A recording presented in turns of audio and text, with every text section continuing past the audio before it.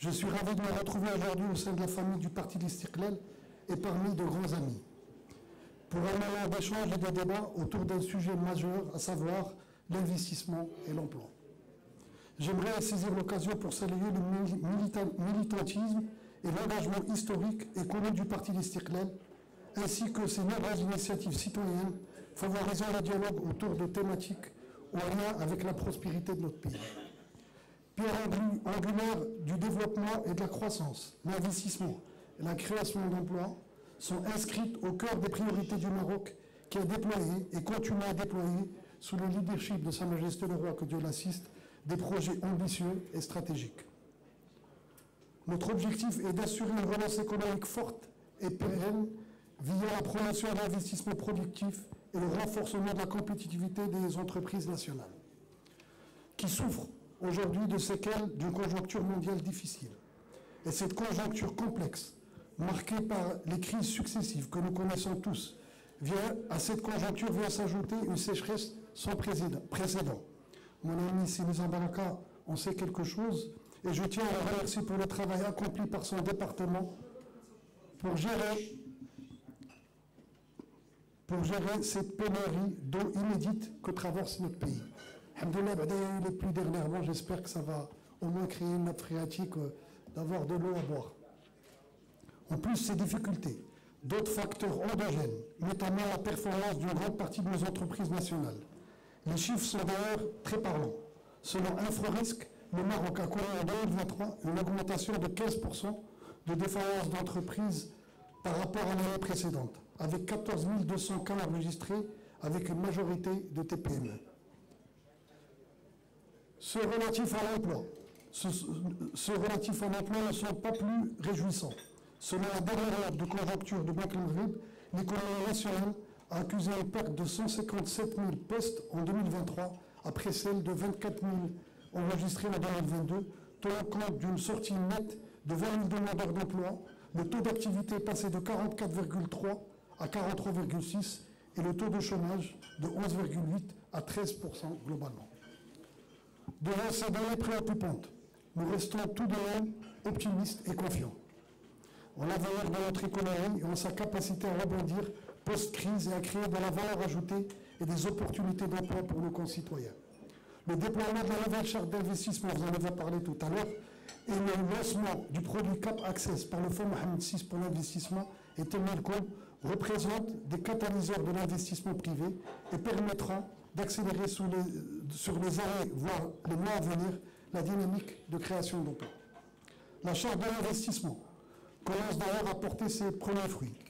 Les 4 commissions nationales des investissements ont approuvé en un an un total de 86 projets d'investissement représentant un total de 151,9 milliards de dirhams et promettant la création de près de 48 200 emplois, tant directs qu'indirects. S'il vous plaît. Au sein de la CGM, nous attendons avec impatience le dispositif de la charte d'investissement relative à la TPME. Je tiens à rappeler l'engagement et la mobilisation de notre confédération via toutes ses composantes pour continuer à accompagner les efforts du gouvernement afin d'atteindre les 550 milliards de dirhams d'investissement à l'horizon 2026 et 500 000 emplois créés et d'inverser le mix d'investissement, 2 tiers pour le secteur privé et 1 tiers pour le public. À cette fin, le partenariat public-privé doit se poursuivre pour relever certains défis qui persistent et activer en urgence certains leviers à même d'accélérer la cadence de l'entrepreneuriat. Parmi ces leviers, je citerai le renforcement de l'offre foncière via l'élargissement des réserves dédiées aux zones industrielles ou encore le développement de zones industrielles à la location de proximité plus accessibles aux TPE et permettant d'intégrer les activités informelles urbaines. Il s'agit d'un sujet prioritaire qui a été au cœur de la réunion des CGM régions que nous avons eues au mois de février. Et justement, le but était d'étudier les moyens d'encourager l'investissement productif sur les territoires. Le deuxième levier est lié au financement. Bien que nous nous réjouissons de la mise en place de Cap Access, nous continuons à appeler à la mise en place de mécanismes d'accompagnement intégrés pour les TPME et à la promotion de modes de financement alternatifs comme le crowdfunding, tout comme nous aimerions avoir un Small Business Act. Vous connaissez, comme vous savez tous, le problème des banques. Elles tardent à réagir et le financement pour les petites et moyennes entreprises est très difficile et ça complique davantage l'entrepreneuriat dans notre pays. Le troisième levier est la réduction du coût des facteurs de production à travers notamment la libéralisation maîtrisée du secteur électrique pour baisser de manière significative le coût de l'énergie au kilowattheure et permettre la décarbonation de l'industrie. Ce sujet est essentiel pour matérialiser les grandes ambitions de notre pays en termes d'énergie renouvelable, notamment à la lumière du lancement de l'offre Maroc relative à l'hydrogène vert. Un quatrième levier serait la simplification des procédures. Vous en avez parlé tout à l'heure, c'est important. J'ai pu constater moi-même, j'étais en Arabie Saoudite. La dernière fois que j'étais, ça faisait 10 ans. C'était un pays, je suis revenu, c'était un autre pays, essentiellement grâce à la digitalisation, c'est clair. Ils étaient en arrière par rapport à nous au niveau de l'administration de la Fatouna. Le quatrième levier serait la simplification des procédures et la mise en place d'un e-gov performant, notamment en matière d'interopérabilité entre les différentes administrations pour offrir une meilleure expérience du service public aux entrepreneurs ou encore en matière d'accélération de la dématérialisation des tribunaux. Le développement du capital humain est un sujet que nous ne pourrions pas ignorer. La CGM appelle à une véritable transformation du système d'information continue en œuvrant plus vite à la réforme tant attendue de la loi 77 pour le renforcement de la gouvernance et faciliter l'accès à la formation professionnelle au TPME. Pour vous illustrer un peu la situation, il y a à peine 1% des entreprises qui arrivent à avoir accès à la formation professionnelle alors qu'on en a absolument besoin, comme vous l'avez bien défini. Donc il faut une réforme de la formation professionnelle pour que les entreprises puissent avoir accès à l'heure, parce que c'est eux qui cotisent finalement. Et on n'arrive pas à avoir accès à nos cotisations. Par ailleurs, face à un contexte évolutif et incertain, notre pays doit également se distinguer par la stabilité d'autres éléments clés en poursuivant la réforme sur la fiscalité ou encore en adaptant la législation du travail aux évolutions du marché du travail et de la société, et ce, en accélérant la promulgation de la loi organique sur l'exercice du droit de grève ou encore en œuvrant à l'amendement du Code du travail courant de cette année. Cela est de nature à libérer les énergies, créer plus d'emplois et d'intégrer l'informel au moment où notre pays déploie le chantier structurant de la protection sociale. J'aimerais préciser un point sur l'histoire du dialogue social et ce qui se passe.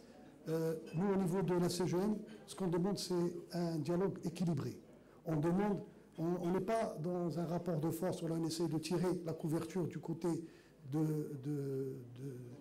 des entrepreneurs. Ce qu'on veut, c'est vraiment un rapport équilibré. Je pense que tous les entrepreneurs autour de cette table rencontrent des problèmes par rapport au Code du travail. Donc, ça fait partie des choses importantes pour qu'on puisse justement débloquer et employer beaucoup plus. La preuve, on voit le développement des sociétés intérimaires, elles chauffent la courbe, les gens préfèrent payer 15%, c'est une assurance plus chère que d'employer les gens. Donc, ça mérite à méditer. Le dernier levier que je vais citer n'est vraiment pas des moindres, il s'agit de la promotion du rôle économique de la femme marocaine. Selon HCP, le taux d'activité des femmes diplômées âgées de 25 à 59 ans n'est que de 33,2% en 2022, contre 92,2% pour les hommes. Le taux de chômage féminin a pour sa part considérablement augmenté, pour passer de 9,9 en 2012 à 17,2 en 2022. En comparaison, le taux de chômage masculin est passé de 8,7 à 10,3 sur la même période. Ces données nous interpellent et nous rappellent la nécessité de poursuivre, voire de multiplier les efforts pour réduire les disparités liées au genre. Mesdames et messieurs, vous savez tout autant que moi, notre pays traverse un moment extrêmement positif et se positionne aujourd'hui comme une force économique régionale qui bipe dans tous les radars des plus grands investisseurs mondiaux. L'organisation de la Coupe d'Afrique en 2025 et la Coupe du Monde en 2030 viendront offrir des opportunités supplémentaires pour construire l'économie marocaine de demain, une économie innovante, verte, prometteuse et d'une croissance responsable, durable et inclusive. Certains aiment parler d'un alignement des astres. Je préfère parler d'une vision. Vous l'avez dit tout à l'heure. Une vision qui parle d'effort et de travail, qui porte le fruit. Chacun de nous, entrepreneurs, politiques ou simples citoyens, doit jouer sa partition pour donner à notre pays la place qu'il mérite. Merci.